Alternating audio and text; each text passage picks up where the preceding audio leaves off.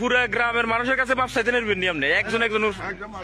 এই যে ভিডিওটা তোমরা দেখলে, এটা হচ্ছে একটি বাংলাদেশের মুক্তিযোদ্ধা যার গলায় কিনা জুতোর মালা দেওয়া হচ্ছে। মানে বাংলাদেশের মুক্তিযোদ্ধাদের এখন কি অবস্থা, মানে হিন্দুদের ওপর তো আক্রমণ চলছিল এই বাংলাদেশে, এখন বাংলাদেশের লোকরা কিন্তু তাদের যে ইতিহাস, যাদের যে মুক্তিযোদ্ধা যারা তাদের দেশকে স্বাধীন করেছিল তাদেরও কিন্তু ছাড়লো না। নমস্কার, আমি দীপ্তকার, তোমরা দেখছো আমার ইউটিউব চ্যানেল, যেখানে আমি খবরের কাগজ থেকে কিছু খবর নিয়ে বকবক করি। তো আজকের খবরের কাগজে যেটা ছিল সেটা হচ্ছে মুক্তিযোদ্ধার গলায় জুতোর মালা। শেখ হাসিনা দেশ ছেড়ে পালাবার পর সেখানে নতুন যে সরকার গঠিত হয়েছিল সেটা হচ্ছে গিয়ে মোহাম্মদ ইউনূসের তত্ত্বাবধায়ক সরকার। আর তারপর থেকে সেখানে কিন্তু সংখ্যালঘুদের উপর একটা অত্যাচার বেড়ে গিয়েছিল, সেটা এতদিন ধরে একটা খবর হয়ে এসেছিল। আর তার সাথে সাথে আরেকটা যেটা ছিল, সেখানকার যে মুক্তিযোদ্ধারা ছিল তাদের উপরও একটা আক্রমণ চলছিল।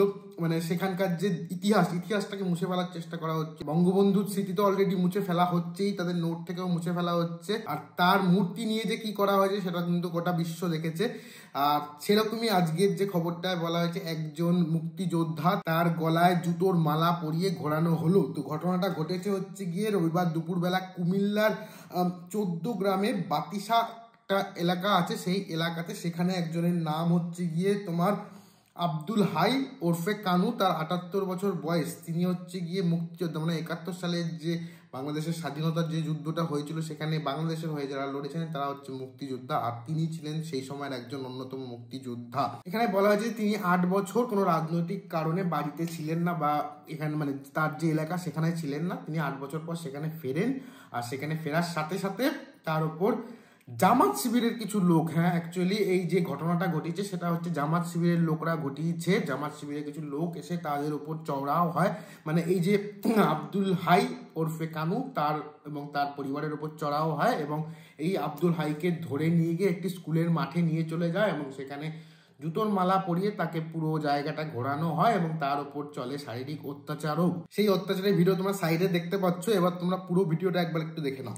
ঠিকই আছে, ঠিকই আছে। আইন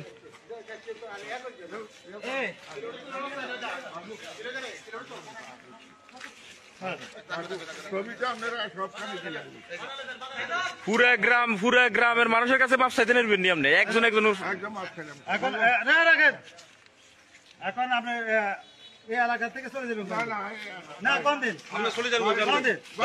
বাইতো না, বাইতো না, না না না না, আমরা চলে যান, খাইয়েন না না, আমরা বলতে না না, আমরা চলে যান, আমরা বাইতে দেখতেছি না না, আমরা দেখতেছি না, সম্ভব এলাকা আউট, এলাকা আউট, এলাকা আউট, এলাকা না থাকে আনো ওটা খাই না, ওটা খাই আমরা শুধু আমরা খাই এলাকাতে না থাকে। এতে বলতো এইটি মামলা দিয়ে এতে মামলা তো ঢুকেছে, এইটা বলা হয়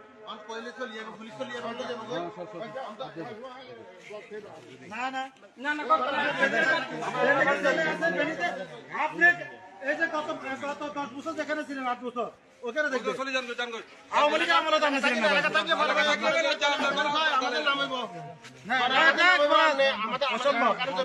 না না না না।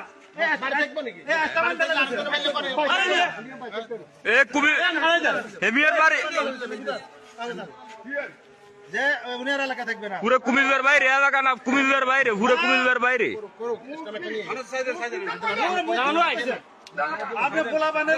না না, পুরো কুমিল্লার বাইরে, একদম কুমিল্লা আউট, কোন এলাকা না, কুমিল্লা আউট।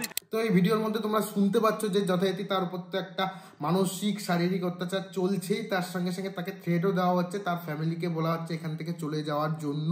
আর এই থ্রেটটা দিচ্ছে কিন্তু জামাত শিবিরের পক্ষ থেকে, মানে এখানে খবরে যেটা বলে দেওয়া হয়। আর এই ভিডিওটা কিন্তু সেই মানে জামাত শিবিরের লোকরাই করেছে, আর তারা করেই কিন্তু এটা সমাজ মাধ্যমে তারা আপলোড করে দিয়েছে। এখন এই ভিডিওটা কিন্তু পুরো টুইটার জুড়ে ছড়িয়ে আছে, ফেসবুকেও হয়তো ছড়িয়ে আছে, ফেসবুকে আমি দেখিনি, কিন্তু আমি টুইটারে আওয়ামী লীগের এক্স হ্যান্ডেল থেকে এটা নিয়েছি। এটা সত্যতা পেপারে লিখেছে, সে বর্তমান পেপার থেকে আমি পড়ছি, বর্তমান পেপার এটা সত্যতা যাচাই করিনি, তেমনি আমিও কিন্তু সত্যতা যাচাই করিনি, কিন্তু পুরো এক্স হ্যান্ডেলে এটা ছড়িয়ে আছে। আর এখানে লিখেছে যে যারা এটা মানে তার উপর যে অত্যাচার করেছে যে জামাত শিবির, তারাই এই ভিডিওটা আপলোড করেছে। তো এই অত্যাচারের পরে যথারীতি তাকে একটা হাসপাতালে ভর্তি করা হয়, ফেনী বলে একটা জায়গা আছে, সেখানে হাসপাতালে তাকে ভর্তি করা হয়েছে। এবং সেখানে হাসপাতালে শুয়ে তিনি বলেছেন, মানে এই যে মুক্তিযোদ্ধা আব্দুল হাই ওরফে কানু, তিনি বলেছেন এই কারণেই কি সে সময় মুক্তিযোদ্ধা, মানে তিনি এই দেশকে স্বাধীন করেছিলেন, এই জুতোর মালা পড়বে বলে, এইরকম একটা প্রতিদান পাবে বলেই কি তারা দেশটাকে স্বাধীন করেছিল। তো এই নিয়ে তিনি একটু তার খারাপ লেগে, স্বাভাবিক ব্যাপার, সবারই খারাপ লাগে, যার গলায় এরকম জুতোর মালা পরানো হবে তার তো খারাপ লাগবেই। আর তার সঙ্গে সঙ্গে তার পরিবারের লোকও কিন্তু আর সেই এলাকা নেই, সেই এলাকা ছেড়ে তার পরিবার কিন্তু চলে গিয়েছে অন্য জায়গায়। আর তার পরিবারের লোক বলেছে তারা পুলিশের কাছে নাকি অভিযোগ করতে গিয়েছিলেন, কিন্তু অভিযোগ নেওয়া হয়নি পুলিশের তরফ থেকে। আর এই অভিযোগটা সম্পূর্ণভাবে অস্বীকার করে গিয়েছে জামাত শিবির।